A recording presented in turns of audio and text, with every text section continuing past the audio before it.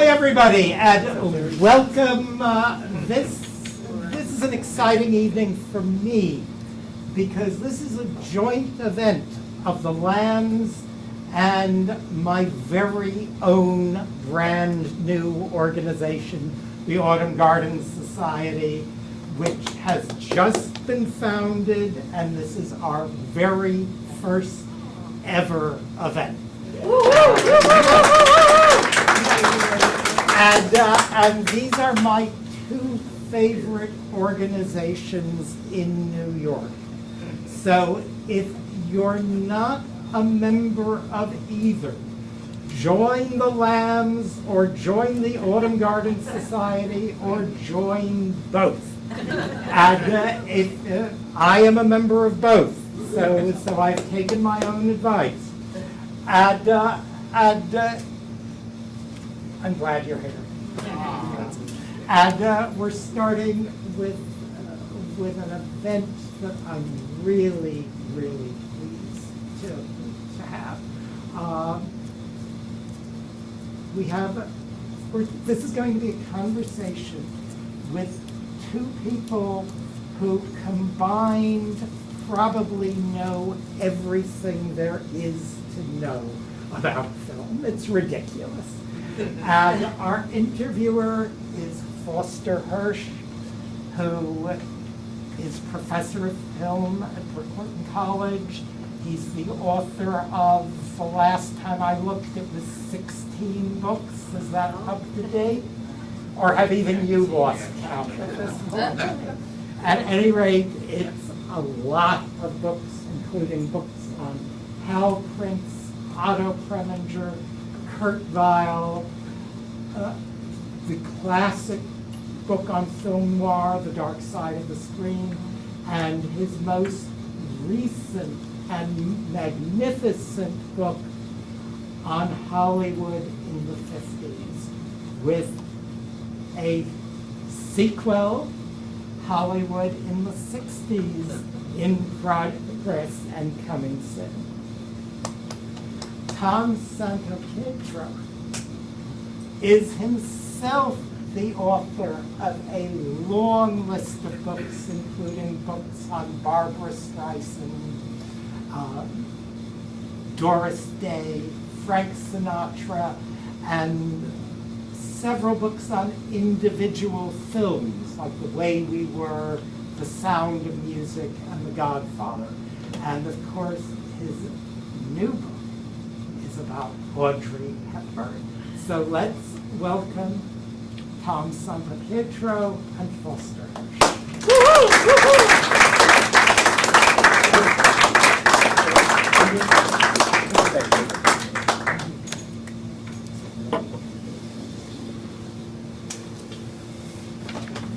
It's my job to promote the book in a way that the author can't, and I'm holding it up to show you.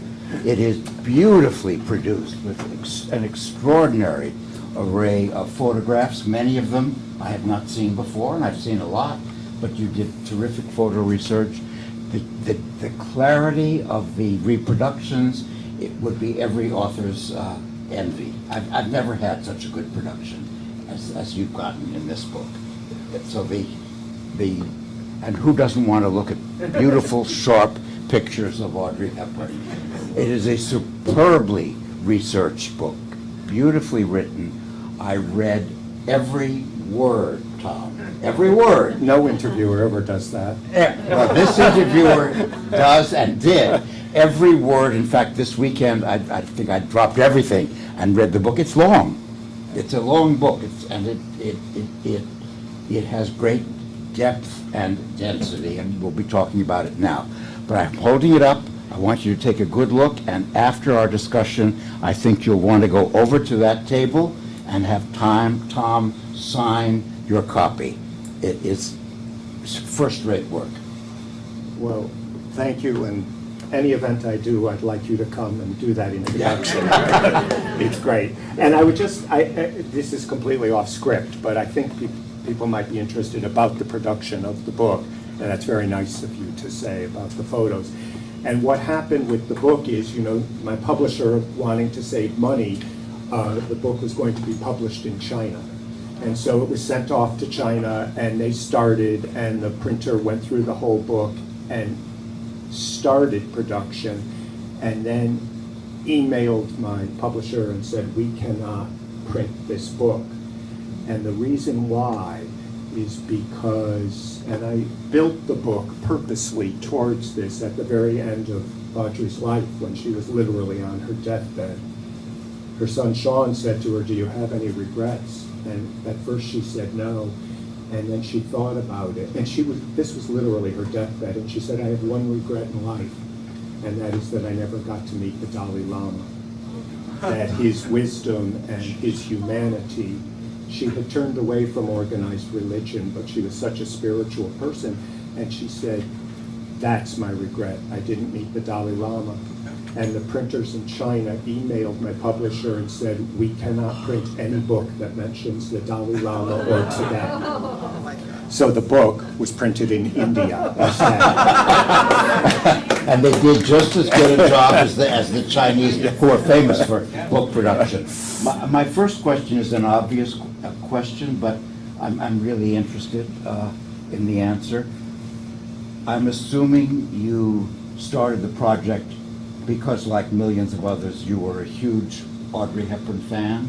Did you start it because you wanted to learn more about her, or because you wanted to celebrate your enthusiasm about her, or a combination?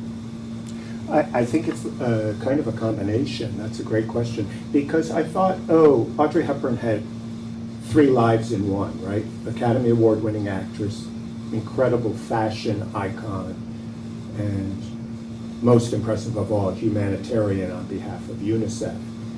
And so I thought, oh, that's really interesting, 3 lives in one, and she only lived to age 63.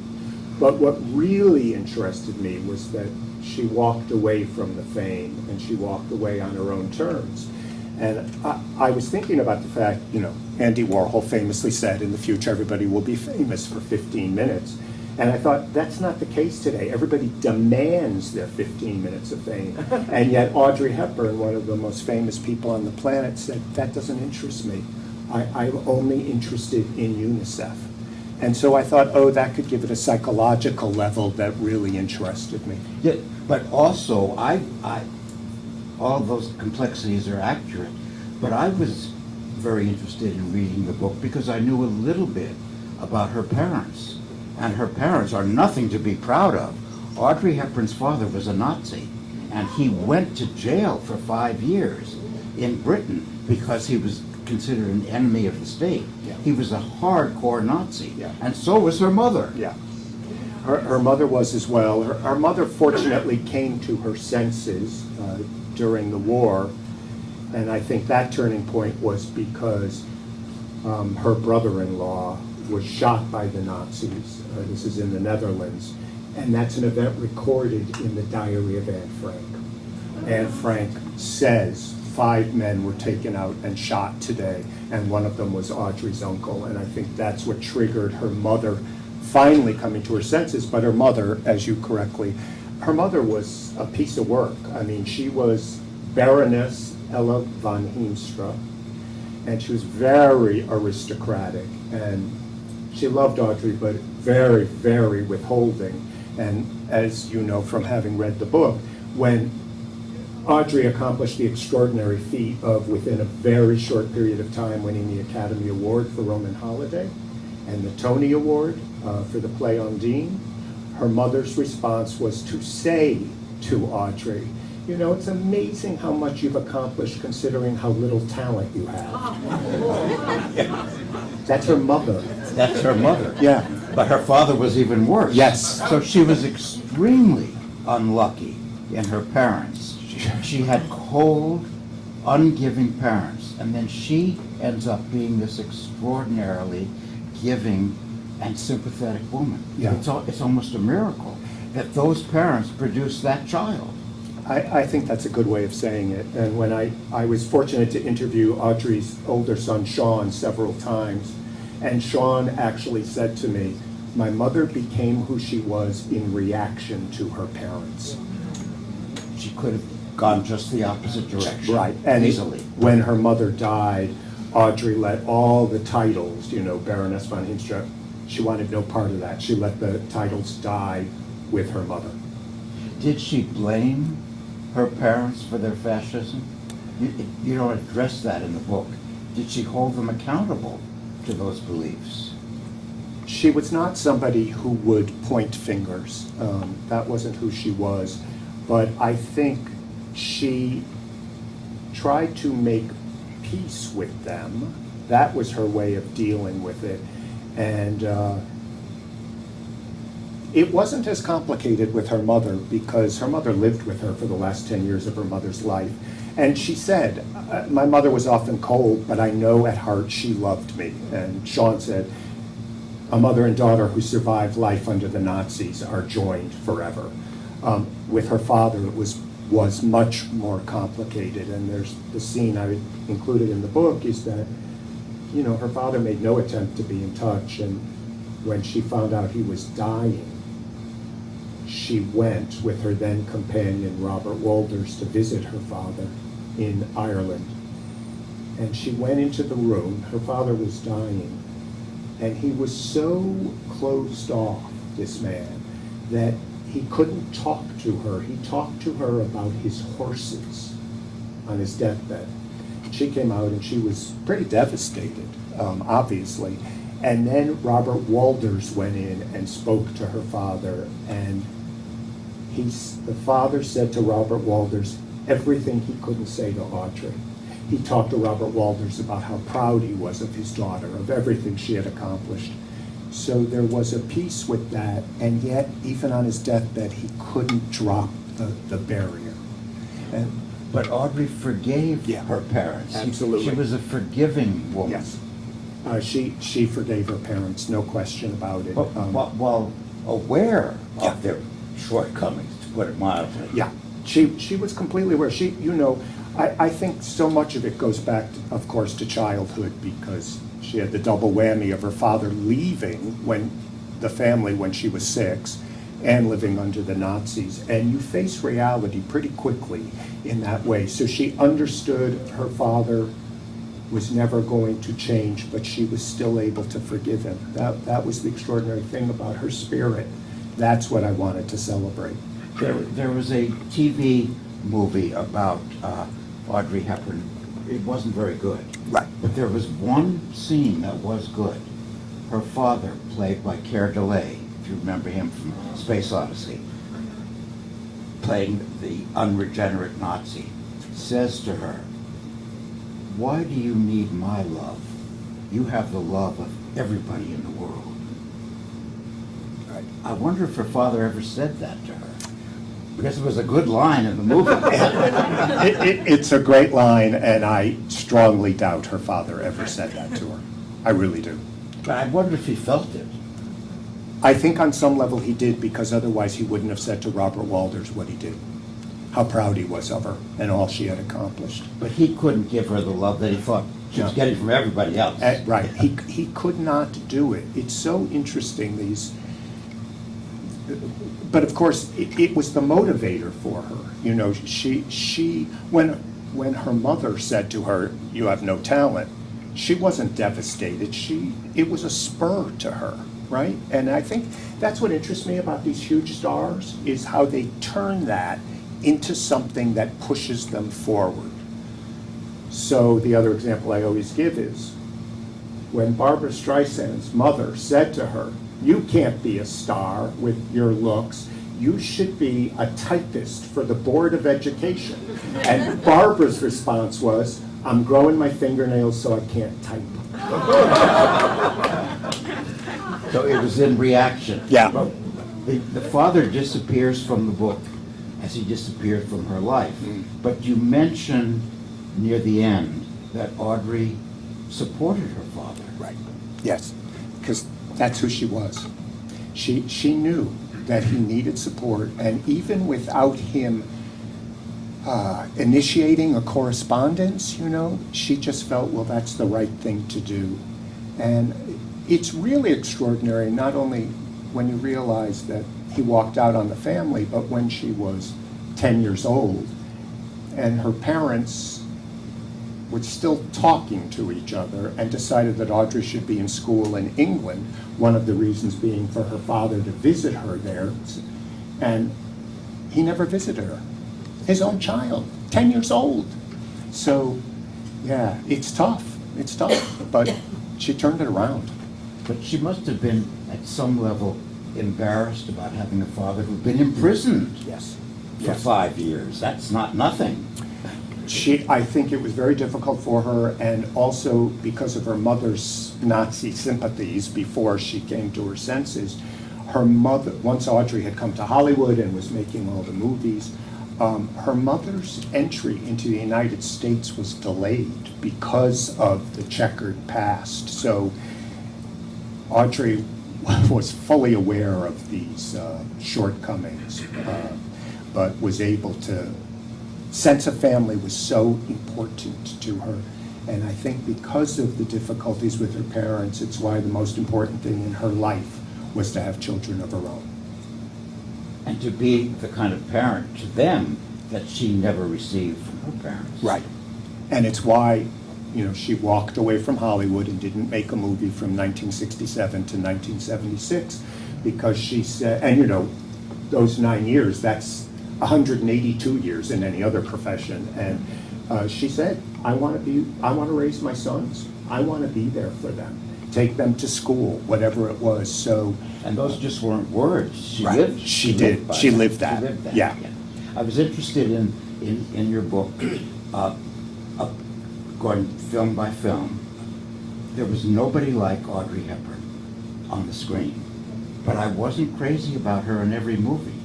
She did make some bad films, and I said, is this author going to be so smitten by the charm of Audrey Hepburn, and she was uniquely charming, right, that he'll admit when the films aren't very good and when she's not very good? And you did. I did. Well, you did. You have to. She made this crazy big turkey of a movie called Green Mansions. Just god-awful. It's an awful movie, and directed by her then husband Mel Ferrer. I had to say it was bad, and it was a little tricky because I was interviewing her son Sean, and that's Sean's father. But you just have to call it as it is. So, I had to look something up in the book, and I thought, oh, I actually wrote that Lee J. Cobb of Death of a Salesman fame was hammy in the movie, but he was. It's like, ay. So, yeah, you had to. Anthony Perkins was hopeless. Terrible, yeah. So you have to go out and see Green Mansions. Has anybody seen it? Has anybody even seen it? I saw it when it came out. It's that bad. Yeah. And it does not hold up. Time has not improved it. But she's no good in The Unforgiven either. No, and I had to say, Audrey Hepburn in a Western, which is directed by John Huston, and playing a Native American. Which makes no sense, and with dialogue like, ain't that just something? And you think, oh my gosh, what universe are we in here? But then, of course, all her great movies offset that, and then some. And then some. But there was nothing like Roman Holiday, and I saw it when it came out. Right. And I knew, everybody knew, she was a unique talent. Right. Yeah. There's this extraordinarily charming presence on the screen. Nobody else was like her, then or since. Right. She was one of a kind. I think that's a perfect description of her, one of a kind. And I tried to place it in context because Audrey came up and became a star at the time of Elizabeth Taylor and Marilyn Monroe, these very beautiful, very voluptuous women. And then Audrey comes along with this completely different look. And, part of that was the symbiotic relationship with Givenchy, who did the clothes for so many of her movies. And they created a new screen persona together. It was really Audrey, but he gave her, she said, she used the word, he gave me armor, so that she felt secure, because she was the most insecure of people. And that's why I wanted to call the book A Life of Beautiful Uncertainty, because she was so uncertain of her own looks and of her own talent. I'm not sure I always believed her when she said that. Oh. She knew how good she was. She had to have known. And she did say, and I knew Patricia Bosworth, who appeared with her in the Nun Nun Story, Story, right. and she said, Audrey told me I'm not an actress. Well, if she wasn't an actress, what was she? She was an extraordinary actress. See, I think this is good because we're going to have our first disagreement. And that makes an interesting interview. I actually think the insecurity was bone deep. And I think it came from her childhood. And, you know, one of her last movies was They All Laugh, directed by Peter Bogdanovich. And Peter Bogdanovich talked about the fact that Audrey would be shaking before each take. And his phrase was smoking desperately. And then he said, it would come time, the camera would roll, and she would be transformed. And then afterwards, she would go back to being nervous. So you know, that's the fun thing. You look at these stars, and we all have our own reactions to them. So I believe her, you don't. That's good. She had to have known what she had. Billy Wilder, who you don't quote in the book, but it's the best line I ever read about Audrey Hepburn. Billy Wilder said, what she knew can't be taught. So she may not have been a trained actress, Right. but she was an instinctive one. She knew how to present herself. And she had this glorious smile, a voice unlike anybody else, Right. a look unlike anybody else. What she had was extraordinary. At some level, she had to have known it. Sean said to me that he didn't feel she ever really took that on board. Really. Yeah. He really felt that was, and he said that was part of the secret of her appeal, because audiences sensed that she was not full of herself. Yeah. So. She wasn't full of herself. Right. But she knew how to present herself. Oh, absolutely, and I think She that knew how came to from, present you know, she herself. wanted to be a dancer, and her training was as a dancer and in the world of ballet, and Her that's posture, her carriage, posture, her amazing. carriage, yeah. And she just kind of floated into a room, and the camera loved her, as it does all true stars. You're actually, Tom, is a kinder temperament than I have, because I write about Roman Hall, I do write about Roman Hall. I write about Sabrina in my book on the 50s, and I did some background. I'm not entirely crazy about that film, and I certainly don't like Humphrey Bogart in it, but I don't think Humphrey Bogart liked Humphrey Bogart in it, and that was part of the problem. You go very cautiously about the troubled relationship between Audrey and Humphrey Bogart. They did not get along. And he said, she's not my type. Well, look who he married. Obviously, Audrey Hepburn was not his type. Right, right. They did not get along at all.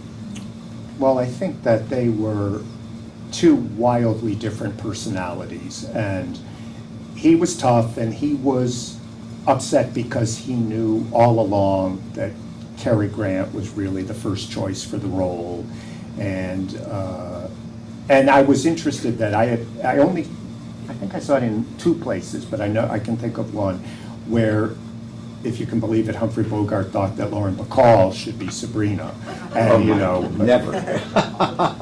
talk about somebody who had the know-it-all look at age 14. That would be Bacall. So she would have been wrong. But and Audrey tried to soft pedal it. But what interested me was they didn't get along. But the real fireworks were between Bogey and Billy Wilder. I mean, they really disliked each other until Billy Wilder visited him on his deathbed. Yeah, and then he said, now Bogey's the hero he always pretended to be on screen. But Bogart was so good about judging his own talents, he felt he wasn't right for the part. And yeah. you could feel it as he's acting it. I think you underrate a little bit, though you give it credit. I thought her Natasha and War and Peace is just exquisite. I think it's a lot better film than it's given credit for. It's really pretty good. And she's superb. She's a wonderful Natasha. And I tried to say that in the book, but I think you probably like the film more than I do. I found it a little bit of a mishmash, you know. It's so many nationalities were involved in it, and again, you know, Mel Ferrer, not great on screen, Never, right? never. My phrase in the book was that the camera loved Audrey, and that with Mel Ferrer, the camera was paying a courtesy call. Because he doesn't have the X factor. So to me, that harmed the film, and And Henry Fonda's miscast. yes, yeah, wasn't quite sure what universe he was in. And, you know, he's a great actor, but. But not for, he's too Midwestern for Right. playing that Yeah. character. But I thought she carried the film. She's the focus of the film, and the spectacle is magnificent. Yes, I would agree with that. Beautifully Yeah. shot, Yeah. beautifully designed. Yeah. Better than it's given credit for. Okay, But we do agree that her finest hour as an actress is The Nun Story. Oh, absolutely. So anyone who said, oh, she can only play Sabrina, no, look at The Nun Story. Right. She's superb. Yeah.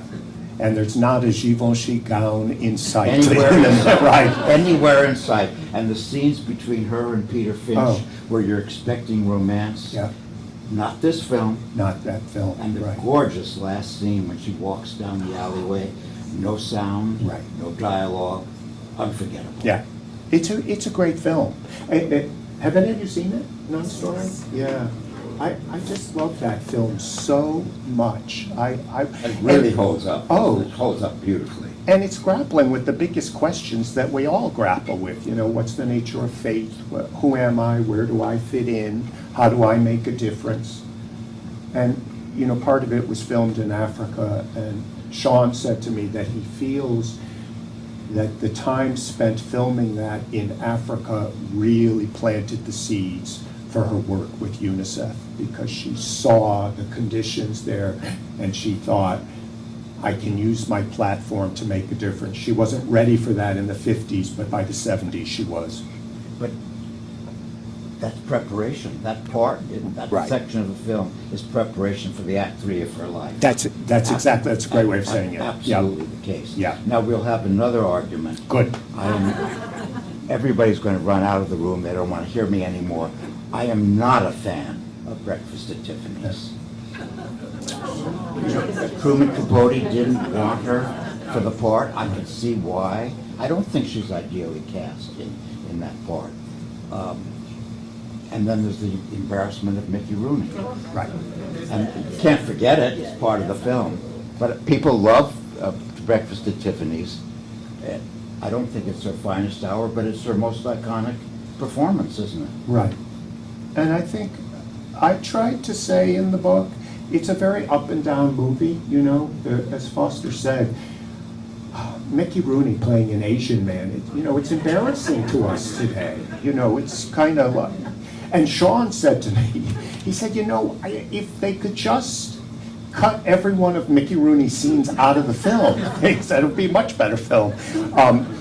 I think people love it so much because of the opening, which is extraordinary, the dawn of New York City, when she glides up to the window at Tiffany. And because of Moon River, which is not just a beautiful song, but fits her persona so perfectly as a person, as Henry Mancini said, that slightly sad, slightly mournful tone. And I think that's what people remember. They forget the up and down structure of it, and that George Peppard is a little wooden.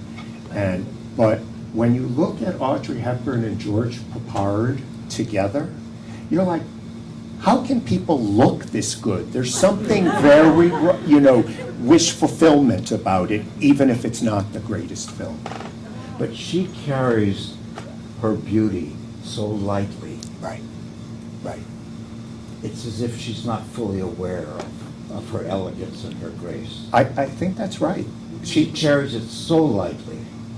She genuinely did not think of herself as beautiful. And interview after interview, when I was researching, she said, my teeth are crooked, my feet are too big, you know, she didn't even like her shoulders. It's like, who doesn't like their shoulders? But she really didn't, and she went on to say, she said, Elizabeth Taylor is my idea of a beautiful woman. She did not think of herself that way, but then again, how could she when her mother said to her, you know, with your skinny legs and your big feet, you look like olive oil. I mean, you know, these are the things that get into somebody's real inner person. So that's why, I know we slightly disagree on this, but that's why I felt her self-deprecation was kind of genuine. That's how she's been trained, raised in a way. Right. She's been raised that way. Yeah. You give her a full pass on My Fair Lady. I do. I think it's a little more complicated than that. Mhm. Of course, once she becomes the lady, she's incomparable. But is her Flower Girl totally convincing? Her Cockney? Semi. I won't say fully convincing, but you know, because she's so naturally elegant that we all accept her as the lady much more than we do as the Flower Girl. But to me, see, I'm willing to forgive everything because of the second half of the movie. And you know, people forget, in My Fair Lady, she doesn't transform at the end of the movie. It's only halfway through. And the whole second half of the movie hinges on one question, and that is when Eliza Doolittle says, "What's to become of me?" And that's what Audrey Hepburn felt like in her entire life, going back to when her father deserted the family. And Sean said that to me, so that for me, the vulnerability, that scene is almost wrenching to me. And I went back and looked at the New York Times review with Bosley Crowther, and he said it's almost painful to watch that moment when she says, "What's to become of me?" Because those are the questions we all ask of ourselves. Who am I? Where am I going? You know, how do I fit in? And so it's so vulnerable that to me it lifts the emotion of the movie to a different level. This is just my reaction, whereas now, nobody's going to say that Audrey Hepburn sings as well as Julie Andrews, because she doesn't. But that whole part of My Fair Lady, when Julie Andrews is singing a line like that, we all know Julie Andrews is completely capable of taking care of herself. She would, in that moment, clap her hands together very briskly and say, "Okay, let's get on with things." And that's why she's great at playing a nanny in Mary Poppins and The Sound of Music. Audrey, the vulnerability is so palpable, and Sean really talked to me about that and about that particular scene. So I guess that's a long-winded answer, but for all those reasons, I'll give it more of a pass than you will. So the parts that she does play well, she plays so extraordinarily well that you can forgive the unevenness of the Cockney part. right, Yeah. Okay. She's not fully at home there. right, She's not fully at home. okay. Should she have been allowed to sing in her own voice? Yeah. In the film? I think she should have, because I'm sure it's watched, you know, it's fun to watch on YouTube when they show the films, the scenes, like Wouldn't It Be Lovely, and you can actually hear Audrey's own vocals. And I sort of think that most of it she could have sung. She couldn't have done the big belt at the end of I Could Have Danced All Night, because that's the song that spins the story forward. And she didn't have that voice. But you could have dubbed those small pieces and still had most of Audrey. So that's just my preference, but I point out that, you know, she was punished, right, for not doing her singing. And then Rami Malek doesn't do his singing, and he wins an Academy Award for playing Freddie Mercury. Well, you know, Rita Moreno didn't sing in West Side Story. Right. And she got the Oscar for Yeah, that. right. So Yeah. there was a precedent. Yeah, Audrey was definitely, you know, Julie Andrews was very much a favorite, but we all know the Oscars are political to Yes, begin with, so. For sure. Now, she retires after Wait Until Dark, playing a blind woman. She's very effective. And she retires, and then she comes back and makes only a few films. Right. None of the films in the second part of her career are anywhere near the quality of the best of the early work, should she have come back? Yes, because 5 minutes of Audrey Hepburn is worth it. That sounds like a flip answer, but I actually mean it because, the last substantial film she did was the cameo in Spielberg's movie Always. And Always is not a good film. I really don't think so. But her 5 minutes are just, you're watching a completely different movie. And she lives it. So I was happy to see her in that. I actually like Robin and Marion. I wish she had never, ever done something as terrible as Bloodline. That's really embarrassing because it's a terrible movie and It's kind tacky. of tacky and vulgar. And she can't transcend it. Yeah, Nobody no, could have. No. And the great story about, so she, as Foster said, she stopped after Wait Until Dark in '67, didn't come back till '76 with Robin and Marion. And she liked the fact that Maid Marian was going to be middle-aged, because she said, well, I'm middle-aged. And she liked the idea of playing opposite Sean Connery. And her sons, who were then 16 and either 6 or 7 at the time, said to her, if you can make a movie with James Bond, go back to work. It makes sense. But it seems that in the second part of her career, either she didn't have the same choices that she had after Roman Holiday, or she didn't make the same smart choices as she'd made earlier. But some of the choices are questionable. Wasn't she offered better roles? She was definitely offered better roles, and I thought it would be fun. I have a whole chapter in the book on roles she was offered and turned down, or that almost came to fruition, but like almost working with Alfred Hitchcock. Audrey was offered Out of Africa, and she was offered The Turning Point. So, and part of that is, this is where you have to give props to Mel Ferrer, because Mel Ferrer, everybody said, oh, he's Svengali, he's stifling Audrey, but he was a great, he had a good sense of what roles were right for Audrey. And long after they had been divorced, one time Audrey was talking to Sean, and Sean was grown by this point, and she said to Sean, your father was the producer of my career. He was really helped her, and so he wasn't around anymore. And I have to believe Mel Ferrer would have said, you cannot make Bloodline. It's a terrible movie. But the reason why she did is because her second marriage to Andrea Dotti was breaking up, and that had been really unpleasant, and she needed to get out of the house. Talking of two marriages, one of the most beloved figures in the world married two men who didn't love her completely. Right. She did not get the love that she wanted and that she was capable of giving. Yeah. She had two unfortunate marriages. Two very unfortunate marriages in completely different ways. Mel was controlling and also, on some level, jealous because, Audrey was one of the biggest stars in the world and he was not on that level. And Andrea Dotti, sadly, was unfaithful almost from day one of the marriage.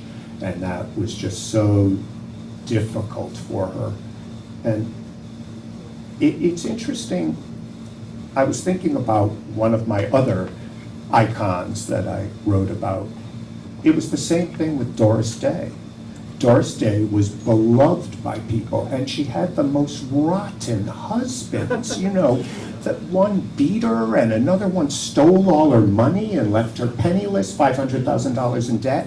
And so you think, they got love from audiences that they were not getting at home until Audrey, the last 10 years with Robert Walters, she was happy with him, and I like that they had a nice relationship. But chose not to marry him. She said, what we have, unmarried, is great. We don't need to marry. Act 3 of her life is extraordinary. It almost sounds like a cliche, but her greatest role was as a humanitarian for UNICEF. I've seen the documentary. You hear her making speeches, the compassion, the intelligence, the wisdom about life and about herself and about the children. Amazing. I mean, and she's 60. She looks 60. She doesn't pretend to be 30. Yeah. And she's more beautiful than ever at 60 and looking 60. I agree with everything you just said. Yeah. You look at that documentary of Audrey Hepburn in her own words Yeah. about her humanitarian service, and you're choked up the whole time. You literally get choked up. I got very choked up when, and I still do kind of when I think about it. So Audrey, as Foster said, this was not making a speech in front of Tiffany's. This was boots on the ground with the most desolate countries in the world where children were starving to death. She would hold these children in her arms. She knew she could use her platform to get attention and raise money. And when the thing for me that is so emotional is that, her health started to fail. And Sean said to me, he thinks because she was going to places with no healthcare system. So she was having to get 6, 8 inoculations, and he thinks it really took a toll on her. But she insisted on one final trip to Somalia, when Somalia literally did not have a government. And UNICEF said to her, we can't guarantee your safety. And she said, I have to go. And what chokes me up is I found footage of a press conference she gave to French television when she came back from Somalia. She was, by the way, fluent in 5 languages. And Sean is fluent in either 4 or 5. And Audrey is so broken by what she saw in Somalia that she's speaking in a whisper. It devastated her to that effect. And yet, ironically, this trip that almost broke her spirit was in one way a huge success because it raised so much money. And sort of a digression, but related to UNICEF. So my one, we'll call it quasi-personal contact with Audrey Hepburn. Back in the 1980s, because I work on a lot of different Broadway shows, and so back in the 80s, my late great friend Stuart Thompson, who's a Tony Award-winning producer, he and I came up with the idea that we were going to bring Audrey Hepburn back to Broadway. She hadn't been on a Broadway stage in 30 years. And we got a letter to her through UNICEF. Stuart had a connection, so we didn't have to deal with the lawyers and the agents. And back came the most beautiful letter you can imagine. Quickly, too. Perfect stationery, pale blue, little embossed initials, perfect vertical handwriting, beautiful handwriting. And what she said in this letter is, thank you so much. I am so honored you would think of me after all of this time. I loved my time on the stage, but at this point in my life, I want to devote all of my time to UNICEF and helping the children of the world, so I must regretfully decline your kind offer. And we looked at each other and we said, if this is what rejection is, we are fine with this. I mean, it was the most beautiful letter, but I'm speaking to how heartfelt. It's all she wanted to do. And on her deathbed, besides talking about the Dalai Lama, almost the last thing she said to Sean was, any word of the children in Somalia. That's how bone deep it was. And it was, she talked about, we all, not we all, but many of us come full circle. And it was full circle for her because at the end of the war, the forerunner of UNICEF, the initials then were UNRRA, came to the Netherlands and brought food and brought clothing. And she wanted to pay that back because when I say that saved her, it saved her. At the end of the war, Audrey was 16 years old. She was 5'7.5", and she weighed 90 pounds. And she had been reduced to eating tulip bulbs in that last winter of the war. And UNRWA, really saved Audrey and others who were so sick. And so she felt decades later, I can give back. But she felt she should give back. Yeah. That was part of her conscience. Yes. And in the documentary about her UNICEF experiences, you see her fearlessly touching children who might very well have been ill. No fear about touching and hugging and embracing these children. None at all. None at all. And these children, speaking to your point, oftentimes would have flies on them, and there was no sanitary conditions at all. But it was that instinct to love and protect and to create her own family. It was extending herself to the children of the world, was in a way an outgrowth of that bone-deep wish to have her own family. So it's so extraordinary. And there's this really heartbreaking scene of, she was on one of those trips for UNICEF, and she saw a little girl who was completely silent and off on her own.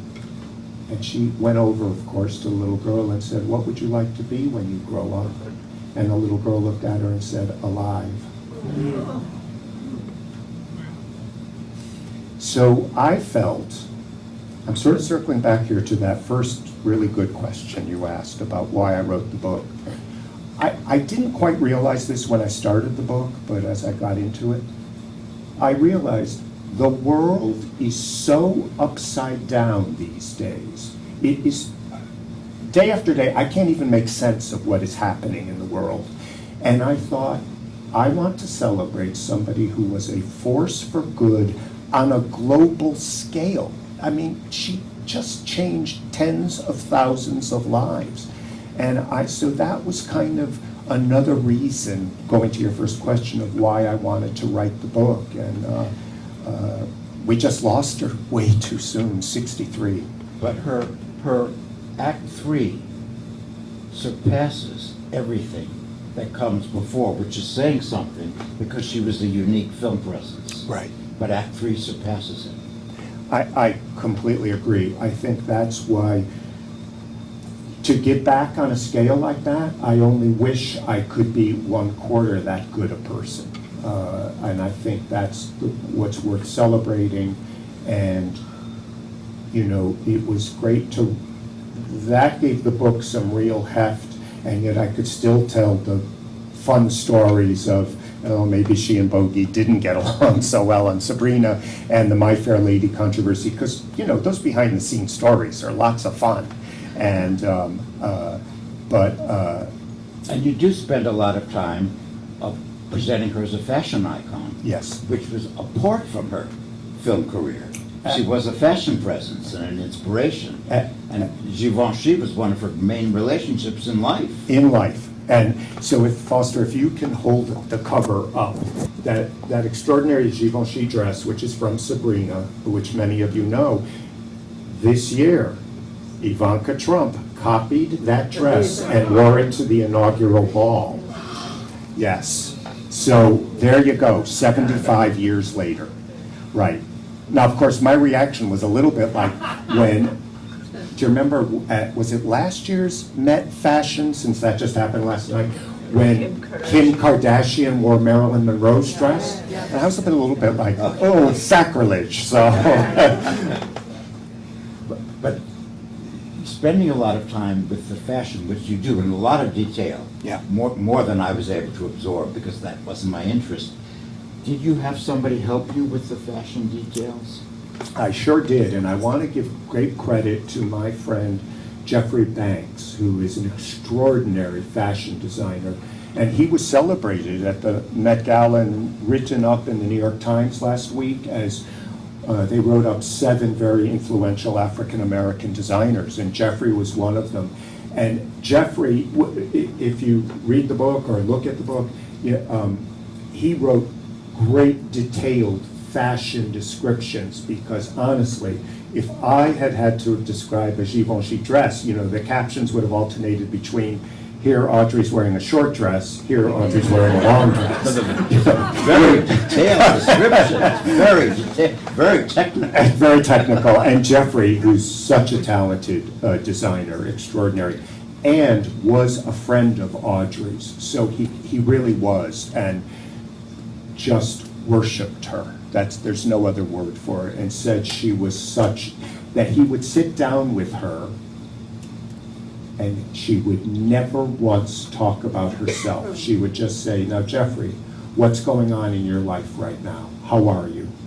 And that's who she was as this fashion, and she's talking to a really famous fashion designer. There was no talk of fashion. It was just, how are you as a person? What's going on? But apparently she made everybody feel that way. Yeah.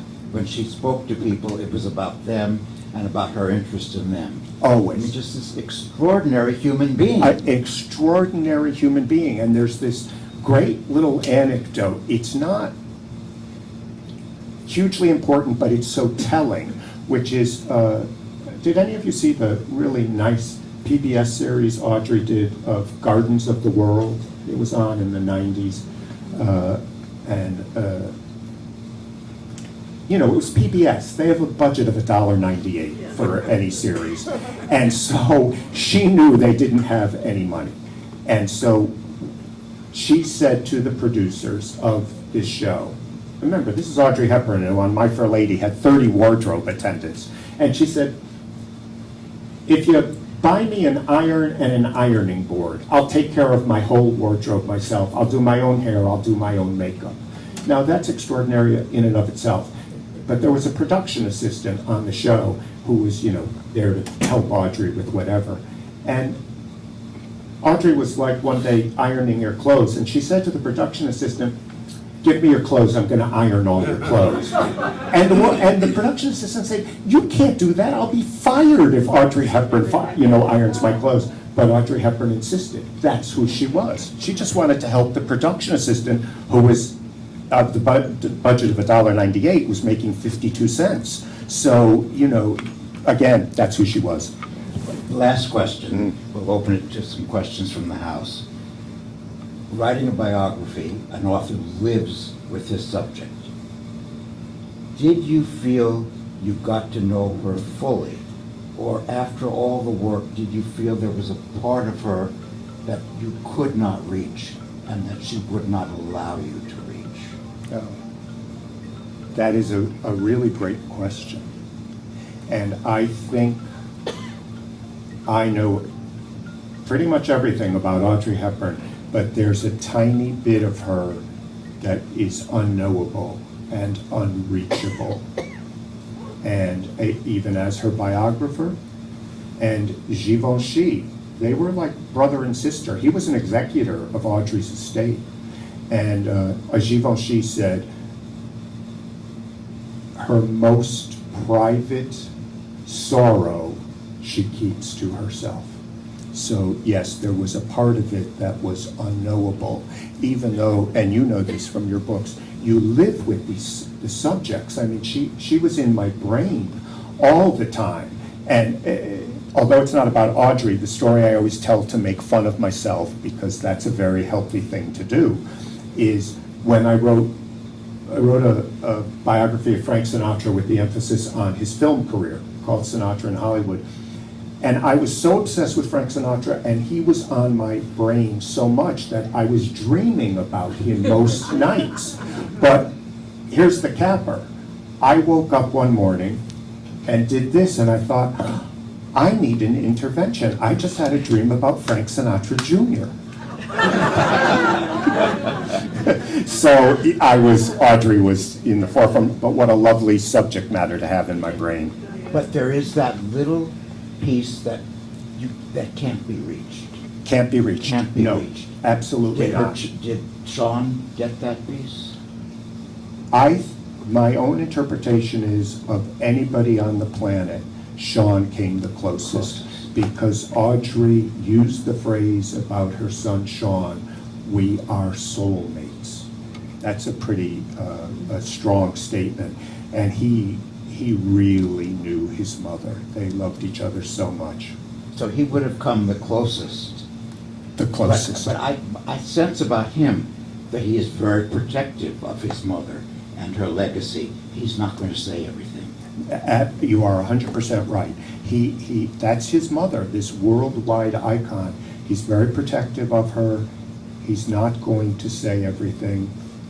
And it's the same thing with her granddaughter, Emma, Emma, Sean's daughter, was born shortly after Audrey died. So it's been an interesting process for her to come to terms with the legacy. How much does she know about her grandmother and who her grandmother really was? And Emma said to me, this is a line I thought was so interesting. She said, Tom, it is pretty difficult to be walking down the street and see your grandmother's face on a woman's pocketbook. So the fame is extraordinary. Yeah. And of all the great stars of Hollywood of that era, Audrey Hepburn and Marilyn Monroe are the ones who are still popular. Everybody knows those names. Absolutely. Yep. Other huge stars from that time, not necessarily. Elizabeth Taylor is in danger of being forgotten. Yeah, right. Not Audrey and not Marilyn. I completely agree. Yep. Absolutely. They've lasted the longest. Yeah. Their fame. Yep. Yeah. A student once said to me, I was surprised to hear that Marilyn Monroe was an actress. I thought she was just famous. Oh, that's great. Okay, questions for Tom? So you didn't mention one of my favorites, which I saw as a young girl and didn't understand, and as I saw as an adult and said, wow, was Love in the Afternoon. Oh, yeah. So I didn't get it as a child, and when I was older, I still thought she was fabulous. She had every emotion. Yeah. It's a Love in the Afternoon. I don't know how many of you have seen it. Another Billy Wilder movie. And I have a whole chapter in the book on that, and chose one particular photo to illustrate that of her wearing a great Givenchy gown. And fortunately, Jeffrey wrote the caption for that gown. And for me, the movie is a little bit in fits and starts, but the really good scenes, the Billy Wilder directed scenes, are terrific. He had such a great touch, and she's this, I don't know, sprite, ethereal. Yeah, she's extraordinary, yeah, in that. But Gary Cooper's a bit of a problem in that, isn't he? He is a bit of a problem because he's 25 years older than Audrey. And that's the other thing psychologically, is that, if you think about it, all those early famous movies, Gregory Peck was 13 years older, Bogey was 25 years older, Gary Cooper was 25 years older. That's because not only did the public like seeing her with an older man, she was Cinderella being transformed by a fairy godfather, not fairy godmother, but also I feel all of those roles spoke to Audrey because she was trying to recreate the loss of her father. And it's why she always gravitated in her personal life to relationships with men who were older. So it worked on screen and off screen. Yes. One of my favorite movies was Two for the Road with Albert Finney. I love that movie. I love Albert Finney also. And I thought their chemistry was really wonderful. I completely agree with you. The question is about Two for the Road. I love that movie. I think it's just the most adult of movies. Yeah. Kind of in the way The Apartment still, for me, holds up because it's so adult. Right. And I think that they play off each other so beautifully. And they had a little fling during the making of the movie. They really liked each other a lot. Sean was very matter-of-fact about it. He said, oh yeah, my mother and Finn, he called him, had a thing, and Sean was young but on the set at the time. And you just see they have this chemistry. For me, it really the personal translates onto film. I like that film a lot. Do we argue about that one or not? No, we don't. Okay, No, good. You can feel the feelings between them. Oh. Palpable. Oh, Palpable. yeah, it's right there on the screen, and starting with, boom, right out of the gate, the dialogue is, so they don't look very happy. Well, why should they be? They just got married. You're like, whoa! So you're in for a ride with that. I agree, yeah. Yes, in the back? Yes, the one I remember from my childhood that I, the most, other than Prince. How did you feel about, and how did she feel about charade? The question is about the movie Charade, when we finally get Audrey with Cary Grant, the two most charming people in the history of Hollywood. They're just, you just want to look at the two of them, right? They're so unbelievably stylish and play together so well. I love that movie. I just think it's such great fun, and you know, it's the sort of, what do we want to call it, a romantic bauble that Hollywood no longer makes, but I really love that movie And it a has lot. one of the best lines in the history of movies, when Audrey Hepburn says to Cary Grant, "Do you know what's wrong with you?" And he says, "No, what?" And she says, "Nothing." And she says it so charmingly, Yeah. you just want to melt. Yeah, and in that movie, there's nothing wrong with either one of them. I mean, they're just the greatest couple, yeah. And did they get along? Yeah, absolutely, they got along really well, and Audrey was honest enough to say that one day they were on the set, you know, waiting between setups, chatting, and that Cary Grant, again, much older than Audrey, looked at her and said, "You know, you've got to learn to like yourself a little more." He was pretty insightful. I think, yeah, one last question. Yeah. My first job in New York City was at the Marlboro bookstore in the back of the Satellite Plaza Hotel, opposite the plaza, you know. So we got a Tony clientele, like Joan Rivers and John Cassavetes and Phyllis Kirk, and Claude Rains came in one day, and I started to compliment him on his notorious performance, which I'd just seen a year before. And his manner was more like, "Don't bother me, kid." But my favorite celebrity sighting, or sight was celebrity, was I got a call from a woman, took a call from a woman who was looking for Baudelaire's Artificial Paradise. And I didn't know how to spell Baudelaire at the time, so it took me a while to find it and everything. So I was on the phone a little bit with her. And then as we're hanging up, we didn't have it. As I'm hanging up, we're hanging up, I say, "You sound like Audrey Hepburn." "I look like her too," she chirped.